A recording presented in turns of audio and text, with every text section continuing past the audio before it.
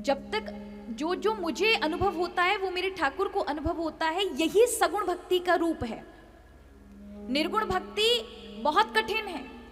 किसी को हो रही हो बहुत अच्छी बात है, आप बहुत ज्ञानी हैं, लेकिन आरंभ में साधारण हम जैसे नादान भक्त निर्गुण भक्ति नहीं कर सकते, क्योंकि आप नेत्र बंद करोगे मन पकड़ लेगा आपको, तरह तरह की चीजें दिखाएगा, तरह तरह की बातें याद आएंगी नेत्र बंद करते ही। अब कैसे प्रभु का ध्यान करेंगे? कैसे? इसलिए कहा कि कोई ना कोई रूप भगवान का समक्ष रखो। ठाकुर जी का रूप रखोगे ना तो आरंभ में उनका दर्शन करके ही ध्यान लगाओ, खुली आंखों से। इसे कहते हैं संकल्प ध्यान, भगवान के स्वरूप का ध्यान ऊपर से नीचे तक। अच्छा, भगवान को जब दर्शन करने जाते हो तो बहुत सारे लोगों को देखा है मैंने, आते ही नेत्र बंद, भगवान को देखा तक नहीं महाराज। अब बताइए भगवान का स्वरूप बनाया किस लिए है, सजाया क्यों है? आपके नेत्र बंद करने के लिए? कितने लोग हैं मंदिर में जाते ही भगवान सजे धजे मुरली बजाकर खड़े, देख मोए आज मैं कितना सुंदर लग रहा हूं, और महाराज जाते ही नेत्र बंद कर लिए। भगवान भी कहवे दारी के तुम मुंह को देखवे ना हो, यहाँ नेत्र बंद, वैसे दुनिया के वास्ते तेरे नेत्र बंद पड़े हैं, दुनिया की माया में तो वैसे ही फंसे हुए, वैसे ही नेत्र बंद हैं, भगवान के समक्ष खुले रहने चाहिए, वहां पर बंद कर लिए। दर्शन के लिए भगवान खड़े हैं तो दर्शन करना चाहिए। शुरुआत कहां से करें? अच्छा बताओ, आप जाते हो सबसे पहले दर्शन किस अंग का करते हो? चरणों का। कितने लोग करते हैं? पक्का करके आते हो? चरणों का करो, उसके बाद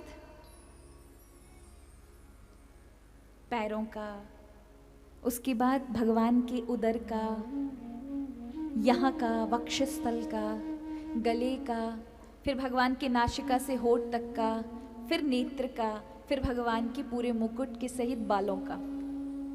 ऊपर से नीचे कम से कम 10 बार ऊपर से नीचे स्कैनिंग हो जानी चाहिए आंखों की, कि आप जैसे ही ध्यान करें तो ठाकुर जी का स्वरूप आपको ये पता हो, प्रभु ने आज ये कुंडल पहना, आज प्रभु ने ऐसी बंसी ऐसे धारण की है, आज प्रभु ने ये पटका पहना है, आज प्रभु ने ये कर, यही तो स्वरूप ध्यान है, इसी को तो रूप ध्यान कहते हैं। कई लोग तो केवल भगवान को अच्छे से देख के भी नहीं आए ना, तो नेत्र बंद करेंगे तो प्रभु का स्वरूप भी याद नहीं रहेगा, ऐसा ध्यान होता है। इसलिए हमारे यहाँ मंदिर में दर्शन करने के बाद परिक्रमा लगाओ, तो भगवान को देखने के बाद, एक बार घूमने के बाद आपको फिर वो जो आपने करा है ना, चिंतन भी दर्शन किया है, उसकी रिमेम्बरिंग हो जाती है परिक्रमा में, और फिर थोड़ी देर 5 मिनट बैठ करके वही ध्यान करो जो मतलब मेरे ठाकुर वहां बैठे हैं मेरे हृदय में भी, अब उनको बिठा के लेके जाता हूँ। पर ऐसा कोई नहीं करता महाराज। यहाँ तो इतनी जल्दी लगी होती भगवान के दर्शन हो, पैसा फेंके और चलो।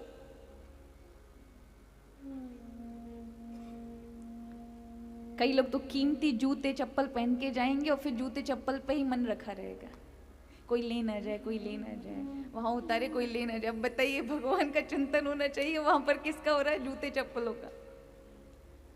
और कदंचत आरती हो जाए वहां पर, मात पिता तुम मेरे, फिर चप्पलों की ओर ध्यान जाएगा, शरण गहूं मैं किसकी, फिर भगवान पे तुम बिन और न दूजा, फिर सोचे कोई चुरा तो नहीं ले गया, आस करूं मैं किसकी।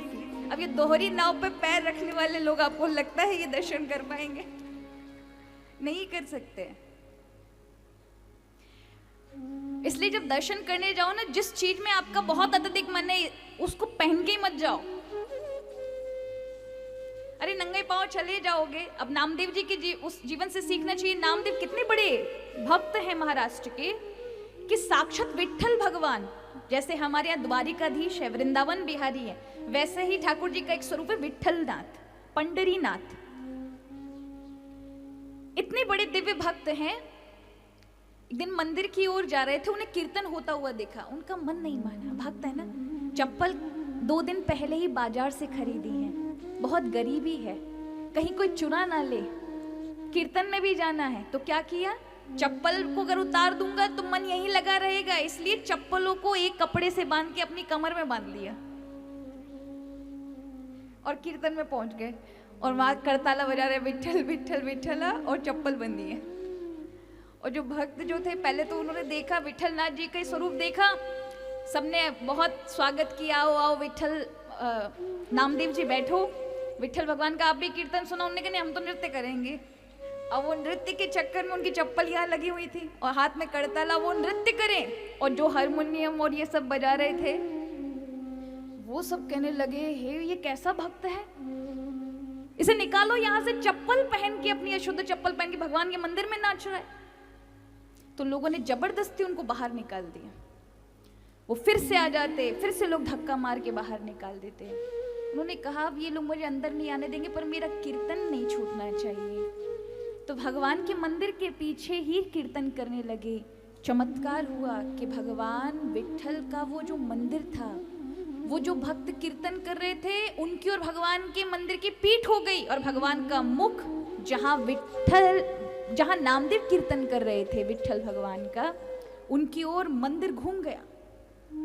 मुख जो था मंदिर का वो हो गया नामदेव की ओर और जो कीर्तन कर रहे थे जितने भी उनकी ओर पीठ होगी। आज भी वो मंदिर स्थित है। तो भगवान तो महाराज भाव के भूखे हैं। प्रभु तो प्रतीक्षा कर रहे हैं कब आप आए उनकी ओर, कब उनको देखें, कब उनको देखें। पर हम हैं महाराज अलग अलग चीजों में फंसे हुआ हमारा मन है। इसलिए जब प्रभु के पास जाओ ना तो केवल मिलने की वृत्ति से जाओ कि प्रभु मैं तो आपसे सिर्फ मिलने आया हूं, बहुत दिया हुआ है आपने और आप देते ही हैं प्रभु, मुझे आपसे मांगना नहीं, आपसे मिलने आया, आप कैसे हैं।